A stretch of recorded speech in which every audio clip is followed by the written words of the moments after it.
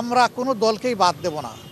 আমরা দেশের স্বার্থে দারুণভাবে আমরা অনুভব করি যে অ্যাটলিস্ট আগামী 5টা বছর দেশের স্থিতিশীলতা, ইকোনমি ফিরাইয়ে আনা, আইনের শাসন সমাজে কায়েম করা এবং সমাজ থেকে দুর্নীতিকে নির্মূল করা বা বিদায় দেওয়া, এর জন্য প্রয়োজন আমাদের একটি জাতীয় সরকারের। আমরা নির্বাচিত হলে সেই সরকারটাই গঠন করব। যারা এখানে অংশগ্রহণ করবেন তাদের কাছে শুধু 2টা জিনিসই আমরা প্রত্যাশা করব। নাম্বার 1, কেউ নিজে দুর্নীতি করবেন না এবং দুর্নীতিকে কোনোভাবে প্রশ্রয় দেবেন না।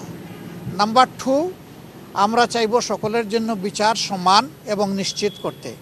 এই ব্যাপারে কোনো ধরনের হস্তক্ষেপ কেউ করবেন না রাজনৈতিকভাবে। মিনিমাম এই 2টা জিনিসের ব্যাপারে যারা একমত হবেন তাদেরকে নিয়ে আমরা সরকার গঠন করার জন্য আমরা আগ্রহী।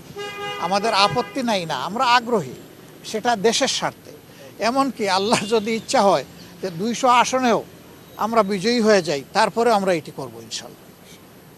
এবং দেশবাসীকে আমরা আশ্বস্ত করতে চাই, অতীতে যা হয়েছে হয়েছে, এখন সারা দেশবাসী আমরা ঐক্যবদ্ধ দেশের স্বার্থে, আমাদের আগামীর প্রজন্মের স্বার্থে।